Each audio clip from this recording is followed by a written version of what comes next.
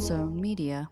Hey everybody, Robert here. As a lot of you probably know, about 2 months ago, my dad took ill. I spent most of a month in the hospital with him, the ICU, while he got sicker. He passed a couple of weeks ago. So I have lost some work time, needless to say. We'll be taking another break this week, and then we should be back with new episodes for the foreseeable future.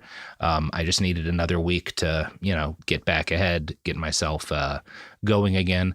For reruns this week, we're running a trio of great episodes that we did a couple of years ago with Tom Reimann from Gamefully Unemployed about right-wing talk show guys of the past, the dudes who kind of like laid down the groundwork that made Tucker Carlson and Glenn Beck possible.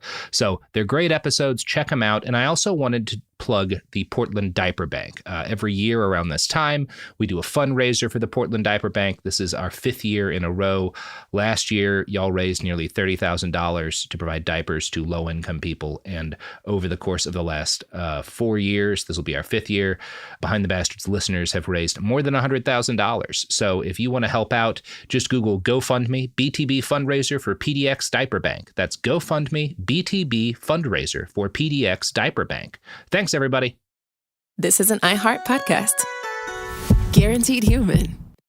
You're listening to a podcast, so you're doing something else too, like maybe scrolling home listings on Redfin, saving places you like without thinking you'll get them, because that's what house hunting has become. But Redfin isn't built for endless browsing. It's built to help you find and own a home. Redfin agents close twice as many deals as other agents, which means when you find a place you love, you've got a real shot at getting it. Redfin helps turn saved listings into real addresses. Get started at redfin.com. Own the dream.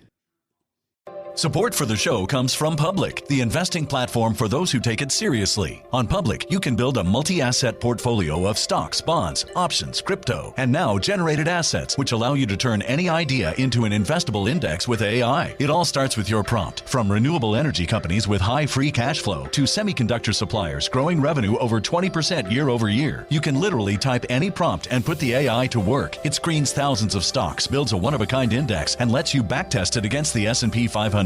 Then you can invest in a few clicks. Generated assets are like ETFs with infinite possibilities, completely customizable and based on your thesis, not someone else's. Go to public.com/podcast and earn an uncapped 1% bonus when you transfer your portfolio. That's public.com/podcast. Paid for by Public Investing. Brokerage services by Open to the Public Investing Inc. Member FINRA and SIPC. Advisory services by Public Advisors LLC, SEC registered advisor. Generated assets is an interactive analysis tool. Output is for informational purposes only and is not an investment recommendation or advice. Complete disclosures available at public.com/disclosures.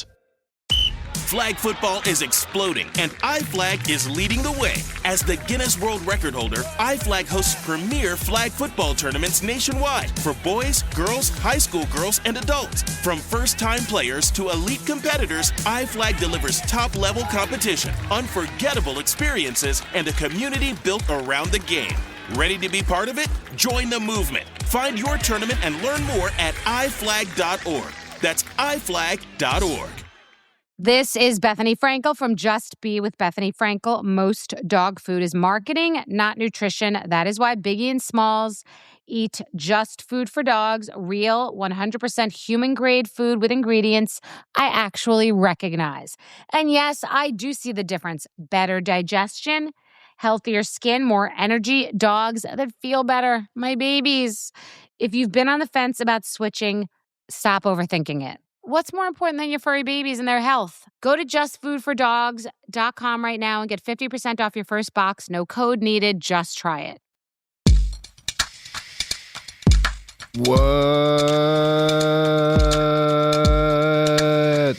What's? I'm Robert Evans. This has been Behind the Bastards, a podcast opened Has poorly. been. Are we? Is that it? Well, that was the whole episode. Yeah, that was the whole episode. You want to try? You want to try again? No, Yeah, Tom. We don't do second takes. The amateur operation you run, you might do things like second takes and proper introduction. God, no. But here we just go, what's atonally, and then trail off for several seconds of dead air. Yeah, there's no Like editing the in pros. podcasting. Oh, man. That's called cinema verite, Tom. Mm-hmm. Yeah. Mm-hmm. Mm-hmm. That's how that works. I know what that term means. What is this? Is this a show? What's happening? This is Behind the Bastards, episode 2 on our episode about the men who built the right-wing media landscape and are consequently ratcheting our world ever closer to calamity. Tom Reimann Robert is your name. It is. Of all the Reimanns I know, certainly the Thomist. And, absolutely, and perhaps the Reimannest of the Toms that I know. Tom, you are co-founder, co-host of the Gamefully Unemployed Podcast Network, which people allegedly find on Patreon. You write for Collider, and you are about to listen to a lot of really, really unpleasant clips of people that are just not very nice. I woke up this morning and I was thinking, man, I hope before the sun sets on this day, I get to hear a bunch of shitheads have terrible opinions. Tom, I heard your prayers, and I am here to answer them. I texted them to you. You do that every with night. With all of my prayers. I just text them to you. Yeah, and they're usually a lot more erotic than this, but I'll take it. Tom, it would take years, by some counts more than a decade, before Joe Pyne would have a true successor. He was so far ahead of his time that it was not until the 1980s, he died in 1970, that the media landscape was truly ready for someone to pick up the... Torch seems like the wrong word. Like the it seems like the right word. Yeah, it is. It seems is. like but the tiki torch. Word. Yeah. The first man to follow in his wake was Wally George. Have you heard of Wally George? No, Okay. and I'm usually pretty up on my Wallies, so... Yeah, no, he's not. Of all the Wallies, but one of the most consequential of the Wallies. So George Walter Perch was born on December 4th, 1931, in Oakland, California. His father owned a small shipping company. His mother, Eugenia, had been a vaudeville performer and a child actress in Hollywood. She'd starred in westerns opposite cowboy actors whose names have apparently been forgotten to time because they were not Val Kilmer and Tombstone, so who gives a shit? Wally spent most of his childhood in San Mateo, but when he was in high school, his parents divorced, and his mother moved to Hollywood where he finished his education. Tom, who was the sheriff in Deadwood? Timothy Olyphant. Yeah, Timothy Olyphant. That's the other one. That's the other cowboy. Val Kilmer, Timothy Olyphant. That's all you need. Those are the only That's two all cowboys. you need, Sam baby. Elliott. Sam Elliott. Yeah, of course, Sam Elliott. So, you're talking about Sam Elliott in The Hunt for Red October because he's honorarily a cowboy, even though he never got to live out his Montana dreams, right? Yeah. That's it? No, that's Yeah. Sam Neill. That's Sam Neill. Jesus Sam Neill, Christ, yeah. Tom. Jesus Christ. Jesus Christ. How did I do that? Those are two very different dudes. Extremely. No, I'll say this. I'll bet Sam Elliott appreciates ducks, too. Sam Neill has a duck that's his best friend. I bet Sam Elliott has loved a duck or two in his life. Cared for a duck. Those eyes look like a duck has brought a twinkle to them once or twice. Yeah. for sure. Been. You can't smile the way Sam Elliott smiles unless you've been friendly with a duck. Yeah, there's a duck in that life, I can tell. There's a duck in that man's heart somewhere in there. So Wally spends most of his childhood in San Mateo, but when he's in high school, his parents divorce, and that's not common in the 40s, right? It's got to be not a great marriage for that to be happening in the 40s. Alternatively, maybe it's two parents who are uncommonly aware of how bad a toxic union can be for a kid. I don't really know what the case was. I'm going to guess it was a really unpleasant situation, judging by the probably. Man George becomes. Yeah. I don't think no fault divorces existed yet in California. So you had to sue for a reason. Yeah, you had to fist fight a judge. Yeah, you had to get that fight to get a divorce. Yeah, yeah. So his mother moves to Hollywood, where he finishes his education. He was immediately drawn to the entertainment industry. Obviously, his family's involved in it. At age 14, he gets a gig working as a DJ at an AM radio station in Glendale. Prior to this, Wally had been a stutterer, just like Joe Pyne. I do find that interesting. Both these guys are dudes who stutter when they're kids. He credits his first radio gig with curing him. He kind of overcomes his speech impediment on the job, which I did with carpal tunnel syndrome. Now, he subsequently worked at bit gigs at other local radio stations. He held ambitions to write for television, and in his early 20s, he did write one episode of the TV show Bonanza. Okay. All right. Way to go, Wally George. Good work, Wally. That's a real TV show. After we listen to this, after we record this, I'm going to have to go watch that episode and see if anything pops out to me. If there's anything problematic about Wally George's episode of Bonanza. Is there anything problematic about an episode of Bonanza? It's the one Bonanza episode that in the middle has a 7-minute rant about Martin Luther King Jr. So Wally got his first radio show, the Wally George Show, on KTYN-FM in Inglewood. I was trying to do my radio voice for that one. It came across. Yeah, thank you, Tom. I love how not imaginative any of these people are. It's always either just the My Name show or the My Name report or the My Name file. That's the only thing they have. Yeah, I think there's a degree of it that's just like, look, you're going to move, as we saw with Joe Pine, it's not uncommon to just spend like a year or less at most of the places you work. You're moving around all the time. You're trying to build brand recognition. So at least you want people to like know your name, you know? Yeah.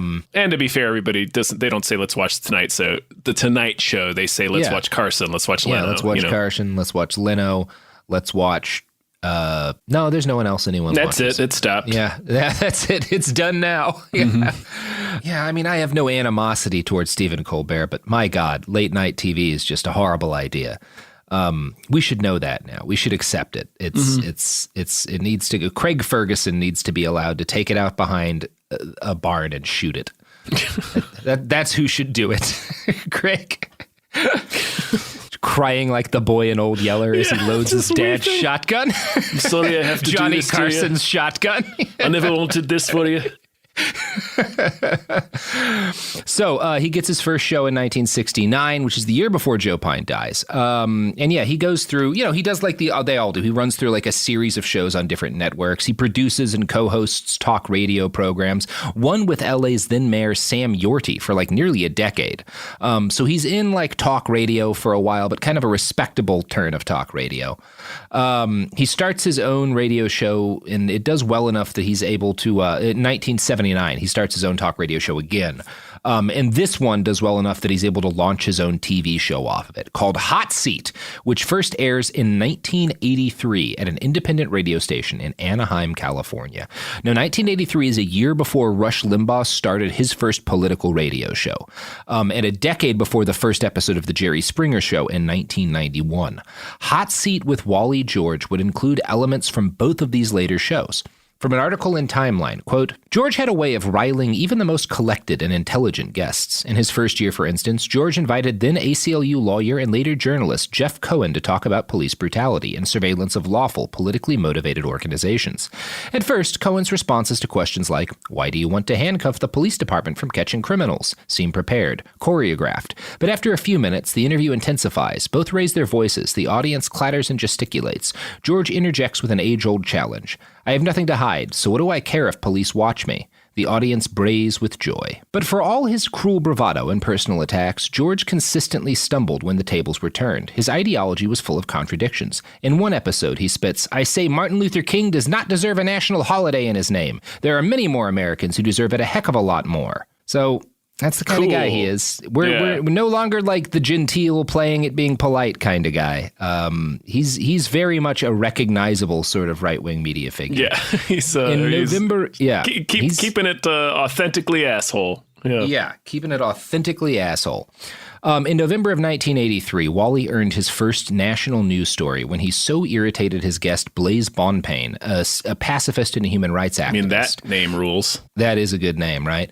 Now, the short version of the story is that Blaise got angry and flipped Wally's desk. He had to be escorted out by security. Nothing like this really happened on sounds like TV. something a person named Blaise would do. It does, because he's a blaze, man. He's full of fire. Sounds like an American gladiator. It's going to flip your desk. Specifically, like, Wally gets a pacifist activist to flip his desk on TV. Flip his desk.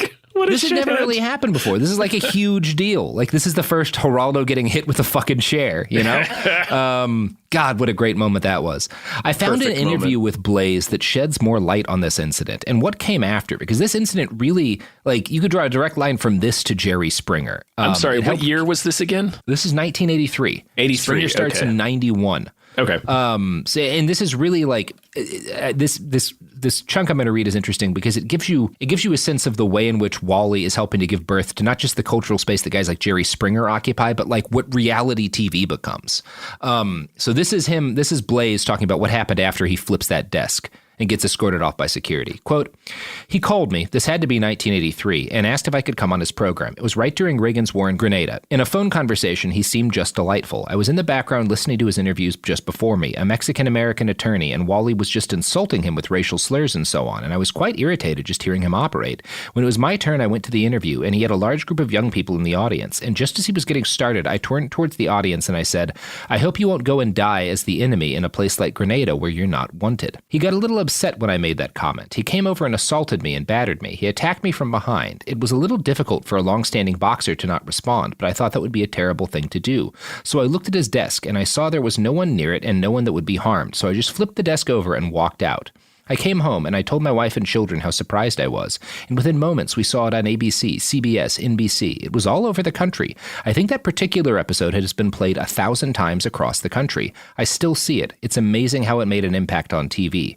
There was no staging, however. After the security men ushered me to my car, I went home, and the following morning, Wally called me and said, Blaze, we have a terrific thing going here. We can do this all over the country. I said, Wally, you're a charlatan, and there will be no further interviews. Thank you.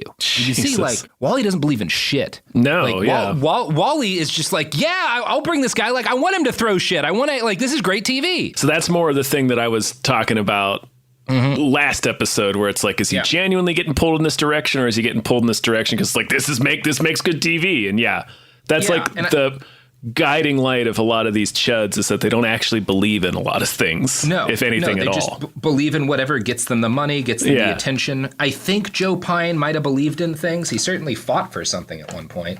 Wally clearly doesn't. Like, he's just happy to, like, like, he called him the next day like it was a pro wrestling match. Yeah, exactly. Like, yeah, we can do this all over. And we can turn the country. It's like, what the fuck are you talking about? Joe Pine is, like, not a good person, not a nice person. No. Pretty racist and bigoted, I'm sure, in a lot of ways. Although I doubt excessively for his time, which is not saying anything good about him. It's talking about, like, the white dudes in the 1960s of his generation were pretty fucking racist. But I wouldn't qualify him as a bastard based on, like, the things he intentionally did. Once we're at Wally George, we're in, like, the, like, full bastard territory. Like, sweet. Because Joe Pine is a guy who's, like, willing to do things and, like, judge up controversy, but also can listen to people and like, has something he believes in and is trying to get across.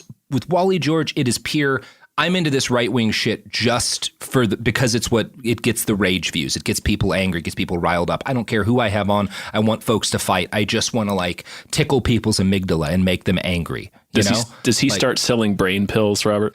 No, he does not. Shit. Not to my, well, I don't know, maybe. I can't comprehensively say he never sold brain pills. I cannot make that claim to a point of certainty, Tom.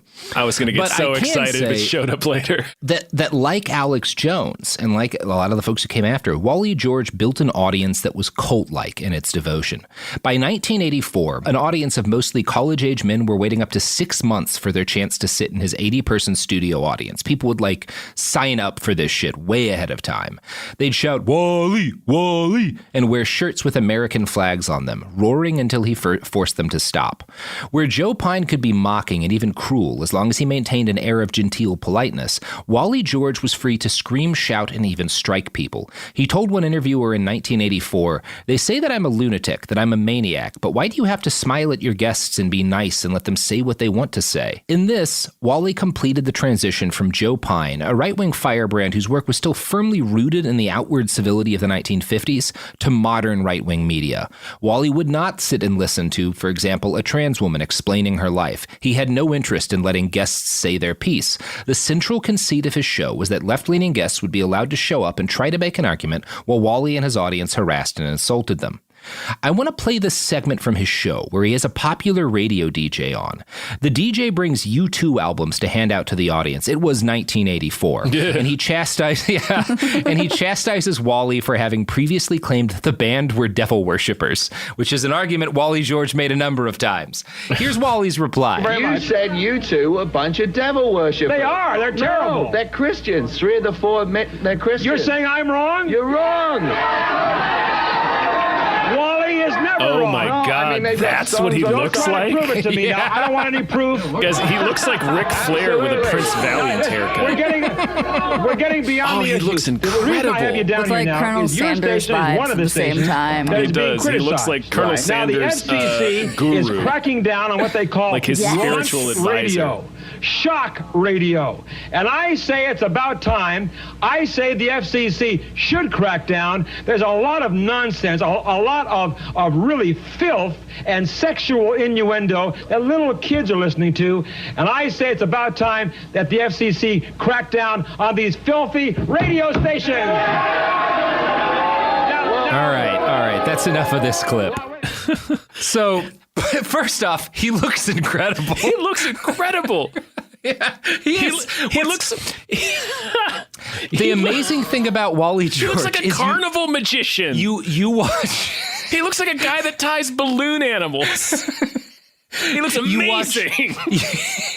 You watch 30 seconds of Wally George, and every fake media figure from a Paul Verhoeven movie in the 1990s suddenly because they're all him. They're all Wally George. Like every media figure that like got mocked in one of those like surreal 90s movies is fucking Wally George. Like, he looks like Julian Sands as a TV preacher.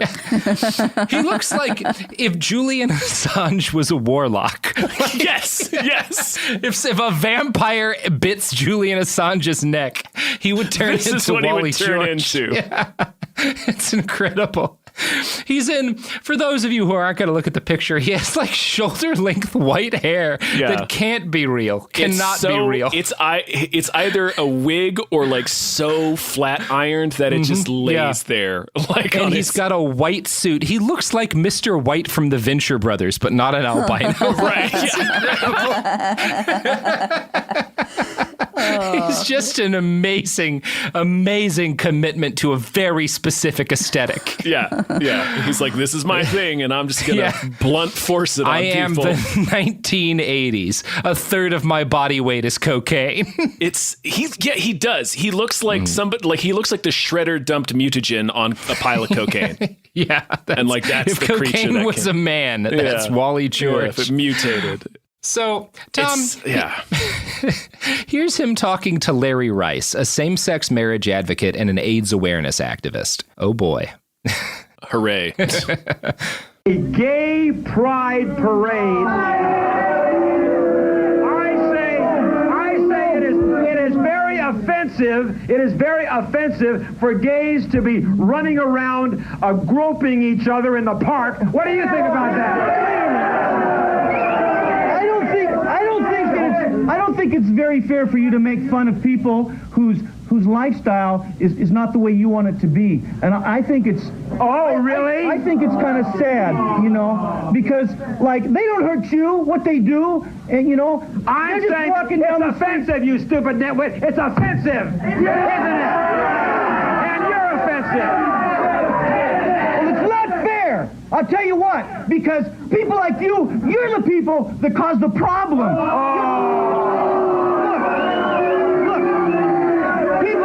People who are gay,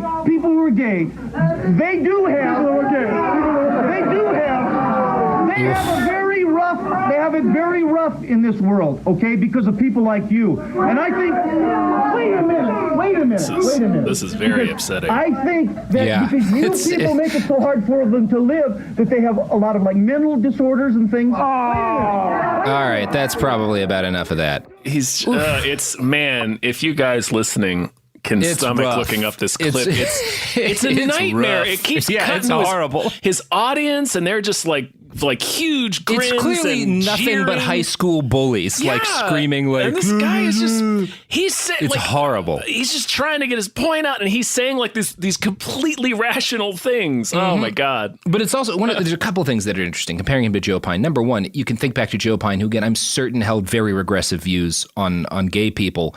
but asking with genuine interest, oh, so someone who is a transvestite isn't necessarily a homosexual. Oh, that's interesting to me, as opposed to Wally George, who just starts screaming at how offensive like the thought of a gay person existing is. Yeah, like, with his flaxen shoulder-length hair and long-sleeve turtleneck with a blazer on, and he's screaming about how a gay pride parade is offensive. He kind of has Roger Stone vibes, too. Yeah, he definitely has some he Stone. does. I'm sure Roger he looks Stone like a watched this show. disguise that Roger Stone would wear, right? Like, He does look like a disguise. It looks like Roger Stone in a Bond villain wig. And the other thing that's different is that, Joe Pine we played him being very rude to some people, but also they were all people who could go toe to toe with him rhetorically. Like Krasner, obviously he didn't respect Krasner. Krasner's media trained. Krasner was ready for what he got, He gave as good as he got. This poor man, Larry Rice, nothing against him because he's saying very reasonable things. He's clearly not media trained. He's not, and he's so, that's nothing against him. Yeah. The clip is so upsetting because you can see it's very upsetting. It's part of like the bad faith of like debate me, because the tactic is just to keep shouting at you these things to keep you off topic. And it's like, not only is this guy battling this overbearing dipshit of a host, but the entire audience is jeering at him the whole time. Yeah.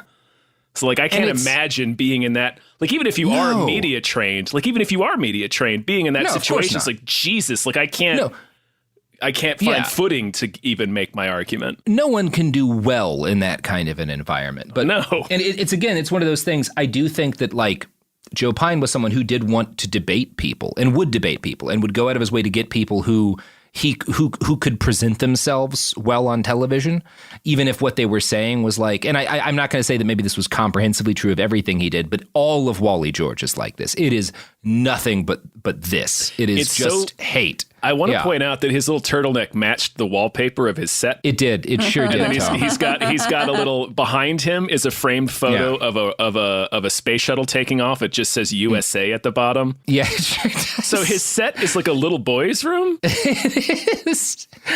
And I keep bringing up Joe Pine like positively, not to say nice things about Joe Pine, and please don't take this as like me trying to defend his legacy, but to point like how badly things have degenerated like how 16, 17 years stark later. The differences. Yeah, I'm sitting here trying to think of like, man, what happened? And a lot of things happened. Reagan for one. Yeah. Yes. Yeah. In between 1970 and 1984. The religious right became a political bloc, which it wasn't when Joe Pine was on the air. The religious right was not a political bloc. That didn't happen until 79. So yeah, it's a very bleak but very clear slide downhill. He's proto 700 Club too, just the way he looks. The way he looks. Well, I don't know if he was proto. When did the 700 Club stop? No, that's true. Solid Radio. We're going to Google this. 1966. So he's not proto the 700 Club. I got to give you that. All right. Okay. Yeah. But Tom, you know what did come before the 700 Club, and we'll be there long after. I don't know. Are you going to tell me? The products and services, Tom, that support this podcast. Yep. Wow. Solid throw to add, man. Support for the show comes from Public, the investing platform for those who take it seriously. On Public, you can build a multi-asset portfolio of stocks, bonds, options, crypto, and now generated assets, which allow you to turn any idea into an investable index with AI. It all starts with your prompt. From renewable energy companies with high free cash flow to semiconductor suppliers growing revenue over 20% year over year, you can literally type any prompt and put the AI to work. It screens thousands of stocks, builds a one-of-a-kind index, and lets you backtest it against the S&P 500. Then you can invest in a few clicks. Generated assets are like ETFs with infinite possibilities, completely customizable and based on your thesis, not someone else's. Go to public.com/podcast and earn an uncapped 1% bonus when you transfer your portfolio. That's public.com/podcast. Paid for by Public Investing. Brokerage services by Open to the Public Investing Inc. Member FINRA and SIPC. Advisory services by Public Advisors LLC, SEC registered advisor. Generated assets is an interactive analysis tool. Output is for informational purposes only and is not an investment recommendation or advice. Complete disclosures available at public.com/disclosures. Flag football is exploding, and iFlag is leading the way. As the Guinness World Record holder, iFlag hosts premier flag football tournaments nationwide for boys, girls, high school girls, and adults. From first-time players to elite competitors, iFlag delivers top-level competition, unforgettable experiences, and a community built around the game. Ready to be part of it? Join the movement. Find your tournament and learn more at iflag.org. That's iflag.org. This is Bethany Frankel from Just Be with Bethany Frankel. Most dog food is marketing, not nutrition. That is why Biggie and Smalls eat just food for dogs, real 100% human-grade food with ingredients I actually recognize. And yes, I do see the difference. Better digestion, healthier skin, more energy, dogs that feel better, my babies. If you've been on the fence about switching, stop overthinking it. What's more important than your furry babies and their health? Go to justfoodfordogs.com right now and get 50% off your first box. No code needed. Just try it. We're back, and we're not better than ever. We just are continually sliding downhill. No, we're not even better than Ezra at this point. No, we're not. No. Now, Tom. Yeah. So let's talk some more about that horrific interview with Larry Rice. That really upset me. Yeah, it's really upsetting. That's hard to watch. And again, it's the kind of thing like you just didn't feel that way listening to the Joe Pine clips, even when he was being a shithead. Yeah, it's not that kind of a bully. It's frighteningly close to a lynch mob. Yeah. I think if he'd ordered them, they would have. Yeah. It's really alarming. It's a very upsetting clip to watch. It's really fucked up. Yeah, it's fucked. And it gets a lot worse. And he's dressed like a fucking clown, too. So it's like the guy. Joker on vacation. Yeah. Fucking Wally George. That's a clown name. That's a clown shoe name. Wally. Motherfucker. So he goes on in that interview to say, here in the United States, we don't want perverts marrying each other. And then when they start discussing AIDS prevention, he tells Larry, I don't want these gay AIDS carriers to spread their disease to all of us heterosexuals. People like you were spitting at me. I could catch AIDS from you. Just a mountain of shit dressed in a terrible suit. Mm-hmm. Ugh. Now, when it comes to evaluating the appeal and the impact of Wally George, I think this passage from that Timeline article does about the best job possible. Quote, Hot Seat commodified old white man anger and gave it room to fester. George's fury was the entire point. It gave audiences permission to act out their basest impulses during the conservative Reagan era. The allure of the show was merely having an outlet for anger, period. It was a contractual yelling match with the viewers invited. Yep. That makes sense. Yeah. Kind of feel like that. It all ties together. Seems relevant. Mm-hmm. Gosh, now, somebody else really rose to prominence in the 80s. Gosh, who was that? There's Don Imus and Howard Stern. Imus is a big one. Major media figure. Oh, I'm being facetious. Rush Limbaugh, yeah. Limbaugh. Trump. Trump. Yeah, this is the era they're all. This is where all of them dickheads came from. All those real pieces of shit. Now, during his rise to prominence, as we stated, there were a number of dudes inhabiting a similar field. Rush Limbaugh gets on the radio a year later. Don Imus and Howard Stern, who are less offensive figures, not much less in the case of Don Imus, are starting around this period. But the fact that Wally George worked most prominently on TV, giving his viewers and live audiences an outlet to vent their rage and frustration on human beings, made him unique. In his it's like half a lynch mob, and that's half of the appeal for what Wally George does. Yeah, it's clear. In his 1999 autobiography, he coined the phrase combat TV to describe the thing that he invented. And now that's like all news programs. It's just bleak. One of Wally's most popular guests was a special piece of shit named Tom Metzger, the head of a Nazi organization called White Aryan Resistance. I suppose you could critique him as again, like Joe Pine, platforming a Nazi, and he is kind of doing that. But Wally, I don't know. Wally certainly can't be accused of equivocating on Nazism, because I'm going to play you a clip of that next. All across this great country now in our 11th year, and we have the putrid idiot Tom Metzger on the show. Now he's dressed like a Batman villain. Yeah. Now, as I was about to say before we went to our break, some of you don't know what Tom Metzger has been involved in. I'm going to go back to that case up in Oregon where some of Tom Metzger's followers went up to Oregon and they beat a black man to death with, don't you applaud that, you idiot? They beat this black man to death with baseball bats, followers of Tom Metzger.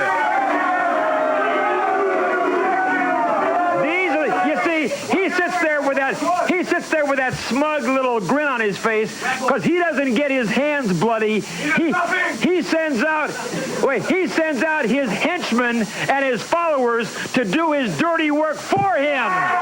All right. So it's very, very telling that he had to tell somebody in the audience to stop clapping.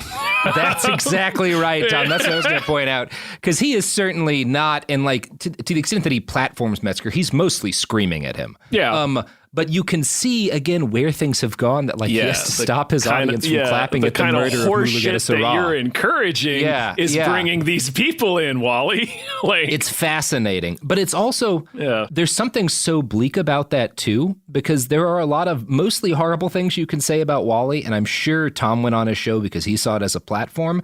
But Wally never for a second pretended that this guy needed to be heard out. He just had him on to scream at him, which again, as bad as Wally George is, makes him better than a lot of right-wing media today. It's even gone downhill since Wally George is the point I'm making. Not trying to praise Wally George, but it's the bar has lowered even more than this cesspool. Yeah, and I don't know, maybe if fucking Richard Spencer he would have heard out. I don't know. He didn't often hear people out, so I don't know that he would have invited anyone on that he couldn't have just screamed at. But yeah, it's a little bleak. That said, he was very happy to capitalize off the outrage that bringing a guy like Metzger on generated. And I certainly don't want to be praising him for yelling at Tom Metzger. He's doing it to make money. I want to quote from an article on Wally by OC Weekly, Orange County, which is, for those of you who do not know, the Republican, one of the biggest Republican stronghold in California, pretty much. What made those hot seat appearances by Metzger in the 1980s and 90s so relevant was just how clearly the lines between good and evil were drawn. George wore the white hat, literally, and Metzger was the bad guy. There was no gray to be found, and the audience reaction corroborated those roles. George's last interview with Metzger was around 1992, against the backdrop of that year's LA riots, and George absolutely laid into Metzger. George repeatedly scolded Metzger for being un-American and referred to war as a bunch of dumb Nazis. George kicked Metzger off his stage after an unprecedented but understandable 4 minutes. It was a proud moment for Orange County conservatism, as embodied by George, it stood up to the emblematic scourge of white supremacy. And obviously, I don't particularly agree with that take, but it's interesting that this modern OC conservative writer is looking back at Wally George and be like, remember when we yelled at Nazis? As opposed to marching with them in the streets. I'm not trying to say that this guy's right, because this shouldn't be a proud moment for conservatism. Because also he brought him on his fucking show several times. But it's interesting to me that this guy looking at because I'm sure he's referring to these mobs you've had attacking vaccine sites and fucking WeSpa and whatnot in LA, some of which include fucking Nazis. And he's like, oh, remember when we used to at least yell at Nazis? Yeah. It's bleak. Wally filmed his show in Orange County, and he was a local institution, and incredibly influential to the combative form of conservatism that exists in that enclave to this day. But as the author of that article points out, modern OC conservatives, though very much the descendants of Wally George, often lack his very minimal ethical convictions. Quote, prescient of what occurred in Charlottesville and Trump's reaction to it, the 1992 interview with Metzger captured a moment in time when conservative Republicans rallied openly against white supremacy and the Nazis. Watching that episode, it is equal parts antiquated and Orwellian, with George orchestrating an audience full of young, mostly white, conservative Orange County men and fomenting and rallying viciously against Metzger and what he stood for. To riff on Trump's own axiom, George made it clear that there were not very fine people on both sides.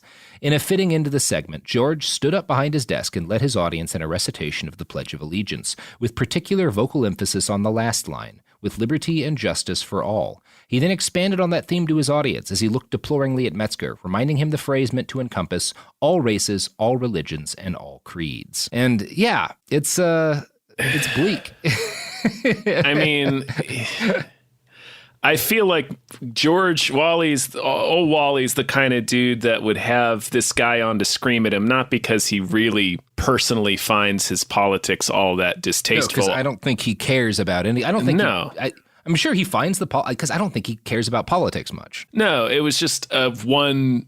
I don't know. It was just a thing, creating a situation where he could be the good guy. Yeah. And generate, ratings for his TV show. I don't know. I refuse to applaud him for any part of this. No. And I'm not quoting this to applaud him. I'm quoting this because it's interesting to see someone writing from that perspective of an Orange County conservative going, remember when we didn't like Nazis? Yeah, remember when we had at least that line that we wouldn't cross? And when you're looking back at Wally George and remember those high moral days standards. when we believed in things, and there's this guy that calls a dude who flipped his desk over the next day and be like, we should tour the country with this. Yeah, we should tour the country. He doesn't believe in anything. He believes in TV. No, he doesn't believe in a goddamn thing. Now, it is unclear to me whether or not Wally George, living in the modern era, would have fully embraced the white nationalist authoritarian politics that have since devoured the GOP. I suspect so, in a way that I don't know if Joe Pine would have, as racist as I'm sure Joe Pine was.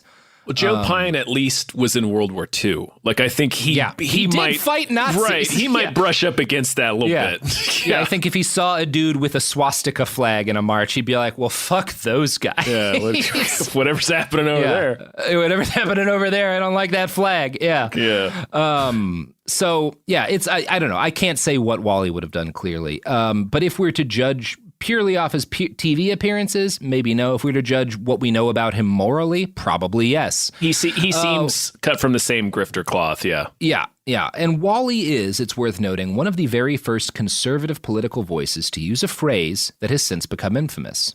We must make America great again. Wally said this regularly on his show throughout the 1980s and early 1990s. Alongside Rush Limbaugh, he also popularized phrases like liberal lunatics, calling his detractors strippers, mud wrestlers, and bimbos of all sizes and shapes. By the 1990s, Hot Seat was no longer close to unique. Jerry Springer and Rush Limbaugh had both entered TV by then. Rush's foray didn't last long, but in 1996, Fox News started up and provided a much more respectable venue for far-right hate speech. Meanwhile, Jerry Springer delivered a gleefully apolitical approach to combat television that more people found appealing than Wally's right-wing rants. The fact that Springer himself was a much more pleasant person than Wally George may have had something to do with this. In 1995, George's wife left him in the least surprising turn of all time. Womp womp. She took their 7-year-old daughter with her, thank God. Jesus Christ, yeah. We do not know how many times Wally was married. At least 4. Some sources say as many as 6 times. Sweet. I like that it's like a fucking legend. We don't know. It is like we don't really know how many times this guy got married. Of course, that fucking crypt keeper looking dude, we don't know. Don't know how many wives he's got locked in a closet like Bluebeard. How many wives survived him. Right, exactly. Yeah.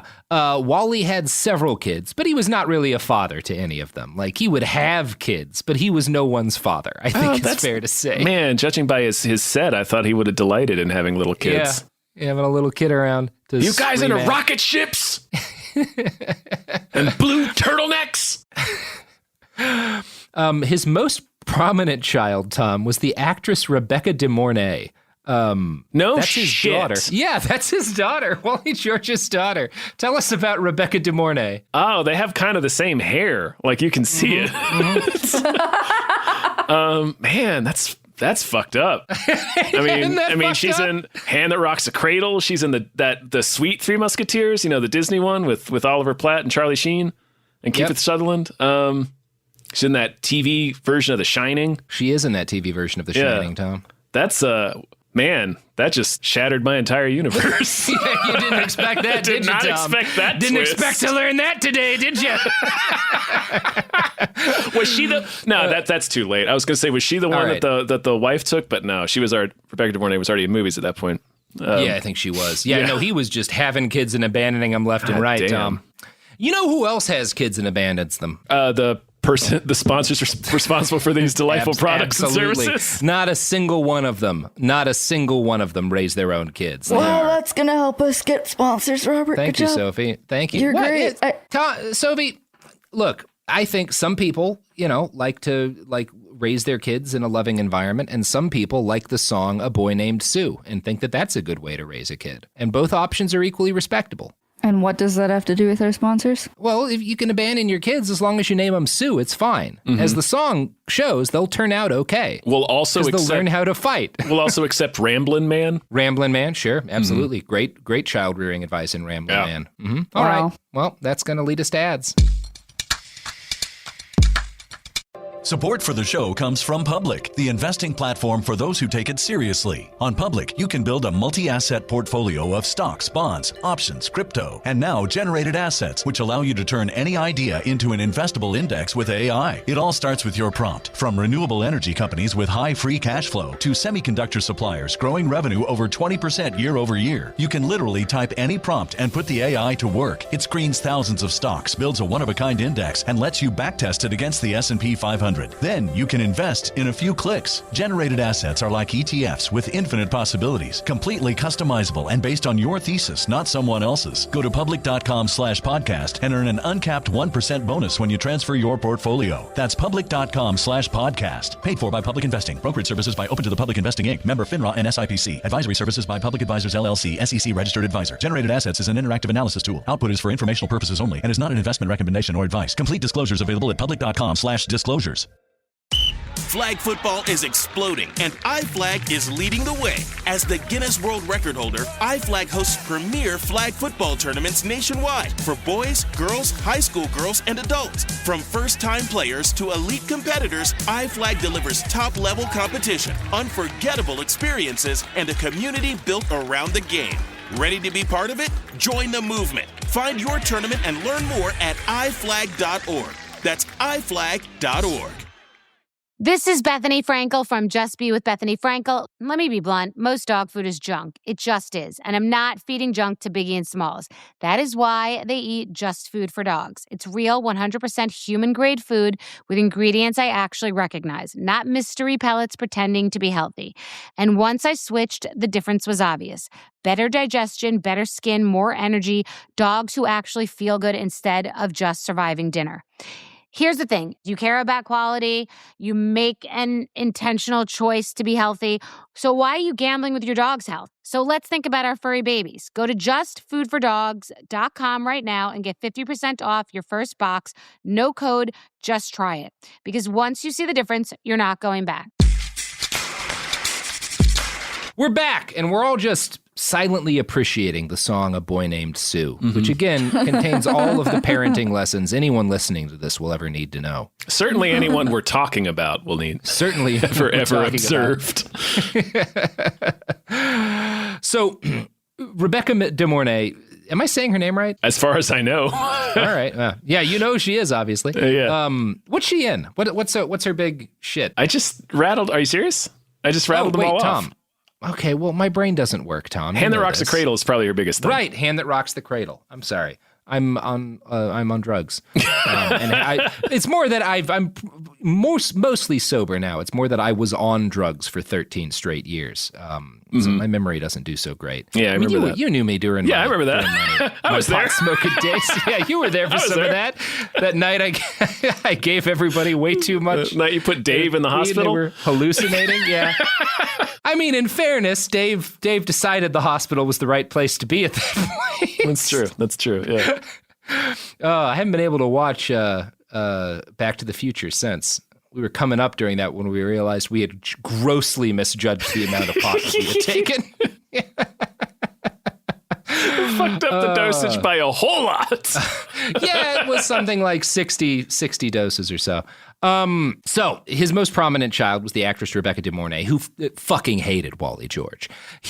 That's good to know. Publicly attacked him, and Wally blasted her in interviews as bitter, twisted, and out to ruin me.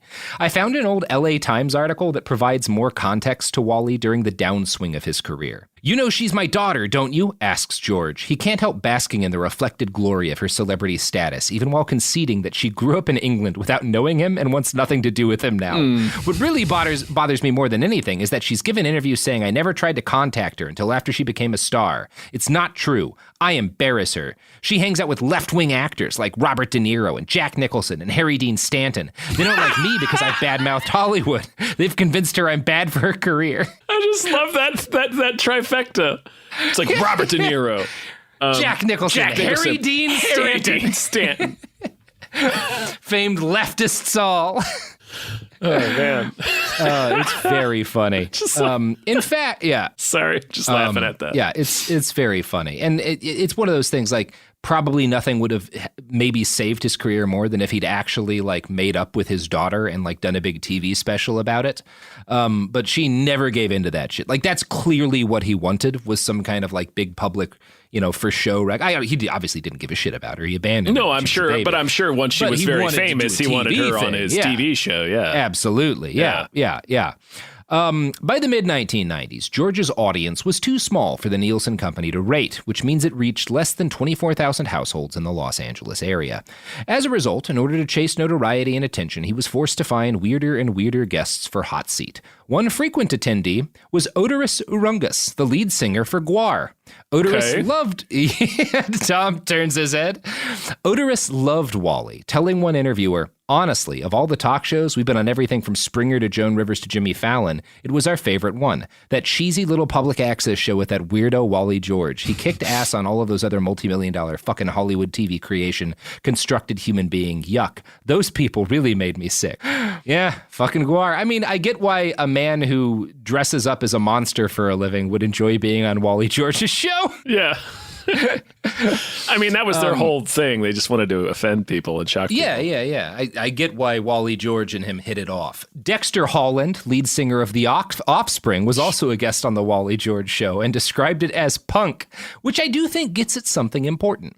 For many of his young fans, especially, the appeal wasn't that Wally was right-wing. It was the rock, because they weren't, I mean, it wasn't that they didn't hate right-wingers. They weren't left-wing. They just didn't care about politics. They liked that he was raucous, violent, and unhinged. And they liked that as members of his live audience, they could be raucous, violent, and unhinged. They could scream and shout at people and threaten them, and sometimes even get into fucking fights on the show. And there's more than a little Wally George in the alt-right's DNA. Like, I don't care as much about the politics that I'm claiming as I do about getting to offend you, you know? That's Wally George, and that's a big part of modern conservatism now. Other regular guests who sparred with Wally expressed a belief that he was not really conservative. He was a showman first and foremost, and would happily platform anyone fringe enough to be entertaining. Still, there was more than a hint of lynch mob to Wally's audience. Nicholas Schreck, lead singer of Radio Werewolf, recalled, "It was like Wally was a microcosm of Hollywood taking over politics. In a way, it could seem harmless or like it was just a joke, but when we were actually in the studio and Wally was presenting me as a scapegoat for all societal ills, the audience was whipped into a genuine frenzy. They did not take it as a joke, and it felt very dangerous to be there. It's easy to think he was a humorous phenomenon, but it was part of the whole. There was a very violent craziness to the 80s that I don't think Americans can remember exactly how it was. I went to a Ronald Reagan rally in 1984, and I sensed that same inherent violence. You know the novel Lord of the Flies? It reminded me of that." Yep.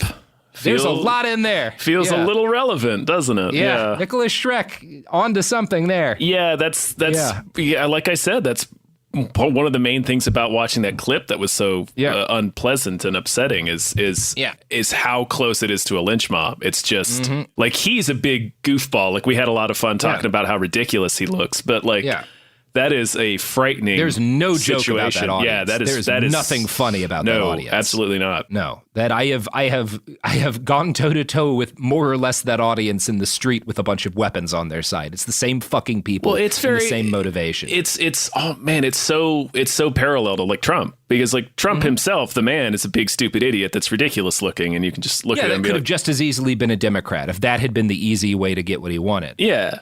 Just look at that big stupid asshole. But then you look at the crowds that follow him and be like, oh, there's nothing funny about that. Like, this is not at all humorous. No. It's just scary. Wally's health started to fall apart in the early 1990s. No! And by I know, Tom, this is really going to break your heart. Brace yourself here. No, don't tell me. I can't take it. By 1993, he had to quit recording new episodes of his show. But since Hot Seat had been daily for like a decade, the show stayed in reruns for another decade, and Wally would regularly record new introductions and conclusions to various best-of episodes. He died in 2003 of pneumonia. So we have a lot to thank cigarettes and pneumonia for, but none of them work fast enough. Yep. Satan called home another angel, another one of his glorious angels. Speaking of Satan's angels, Tom, you got any pluggables to plug? That's the end. That's the end of part 2. We got one more. We got one more in the chamber. Oh, okay. It all ran a little longer. So we might shit! As well. All right. Well, yeah. I run a podcast network with my buddy David Bell. We worked at Crack together. If you want to head over to patreon.com/gamefullyunemployed, you can support our network. We do a bunch of free podcasts. We also do a bunch of exclusive podcasts just for patrons, like Fox Mulder's Maniac, Tom and Jeff Watch Batman, and Star Trek: Next Futurama. So check that out if you would, please. Yeah, assholes, do it. Behind the Bastards is a production of Cool Zone Media. For more from Cool Zone Media, visit our website, coolzonemedia.com, or check us out on the iHeartRadio app, Apple Podcasts, or wherever you get your podcasts. A BetterHelp ad. We get it. February is full of flowers, candy, and, of course, lots of talk about relationships. It can feel like everyone else has it all together in their love lives. But the truth is, we're all still figuring it out. Whether you're working on your marriage, navigating the dating apps, or prioritizing staying single, no matter where you are, you're right on time. Therapy can help you find your way and take some of the pressure off yourself so you can determine what you want, what feels heavy, and how you can feel lighter. Just a little bit of outside perspective from a professional can lead to new understanding and a lot of progress. So the next time you're feeling iffy about your love life, try therapy with BetterHelp and see where it takes you. And remember, you're right on time. Visit BetterHelp.com for 10% off. That's BetterHelp.com. Flag football is exploding, and iFlag is leading the way. As the Guinness World Record holder, iFlag hosts premier flag football tournaments nationwide for boys, girls, high school girls, and adults. From first-time players to elite competitors, iFlag delivers top-level competition, unforgettable experiences, and a community built around the game. Ready to be part of it? Join the movement. Find your tournament and learn more at iflag.org. That's iflag.org. This is Bethany Frankel from Just Be with Bethany Frankel. Most dog food is marketing, not nutrition. That is why Biggie and Smalls eat just food for dogs, real 100% human-grade food with ingredients I actually recognize. And yes, I do see the difference. Better digestion, healthier skin, more energy, dogs that feel better, my babies. If you've been on the fence about switching, stop overthinking it. What's more important than your furry babies and their health? Go to justfoodfordogs.com right now and get 50% off your first box. No code needed. Just try it. There's a fire inside you can't ignore. Stand still? Not a chance. You're a lifelong learner who's come this far. Now, we're here to help you keep going further. Capella University. What can't you do? Visit capella.edu to learn more. This is an iHeart podcast. Guaranteed Human.